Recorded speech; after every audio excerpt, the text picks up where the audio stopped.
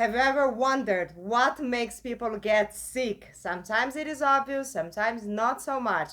So today I'll talk about the holistic view of diseases and I'll cover as well some possible causes. The holistic approach to health looks at the person as a total being, and it sees the physical body as an incredible biological machine. It takes into consideration many factors such as psychological, emotional, social, environmental, and even spiritual. All of these aspects help us to shape our physical bodies, and sometimes when one or more of them are out of alignment, we have diseases. And a lot of times when you go to the doctor and get some medication, you are only dealing with the symptoms, you are not treating the cause. I have to mention something that Dr. Bruce Lipton usually talks about during his interviews. He's a doctor of medicine, famous for the book The Biology of Beliefs, and he says that medicine is really efficient when dealing with traumas. With all other diseases, it fails to look at the person as a whole being.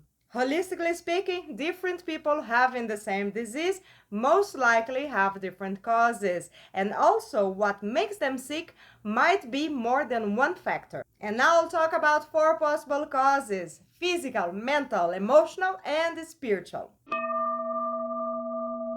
Physical causes are quite easy to detect because they are related to the lifestyle, so it's quite obvious, you can see it. The body is a biological machine. If you abuse it, it is going to break. People underestimate the impact their habits have on their physical bodies after a few years, especially when it comes to food. When they are young, they have a new metabolism and it works quite well, but then with time and so much toxins, it starts to get rusty and to malfunction. The body has amazing healing capacities, but if you spend a long time making damage to it, it might take some time to recover. Plus, the older you are, the harder it is to change your lifestyle, and usually people start to feel the consequences of their habits after they are 50 or 60 years old. Besides food, other kind of abuses are drinking, drugs, alcohol, or even extreme physical activities when you push your body beyond the limits.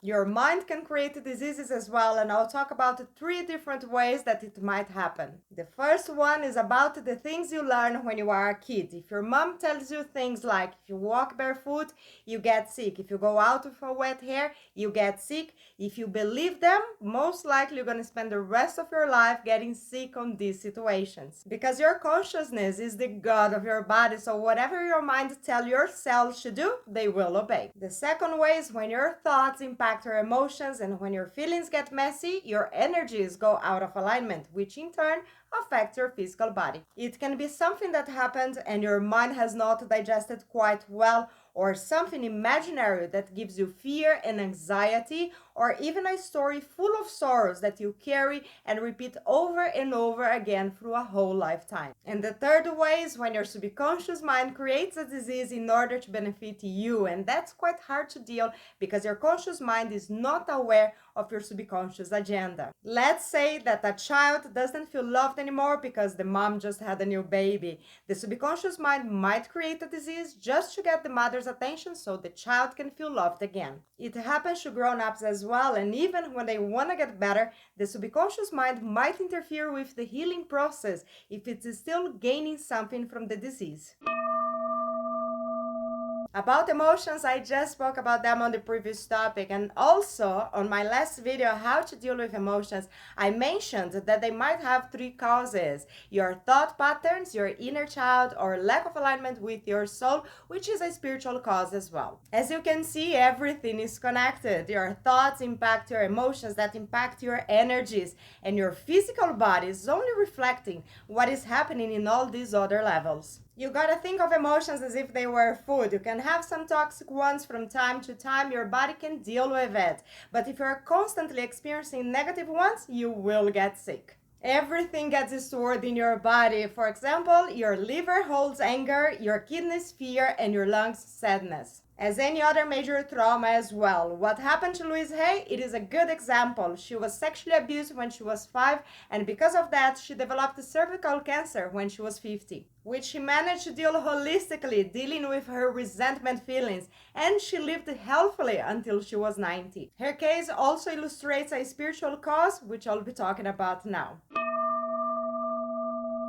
Spiritual causes are more complex, so I'll break it down into 3 reasons to explain why and when sickness is coming from the soul level. The first reason is when the soul chooses. I know it's quite hard to believe that, but souls do choose to go through a lot of challenges, and that happens for an infinite number of reasons. It can be karma, collective mission, personal growth, or even to help someone else to learn something from the situation. On Louise Hay's case, her sexual abuse and her cancer has set her life on a course to help millions of people, which wouldn't have happened if it was not for the challenge she had to deal with in her life.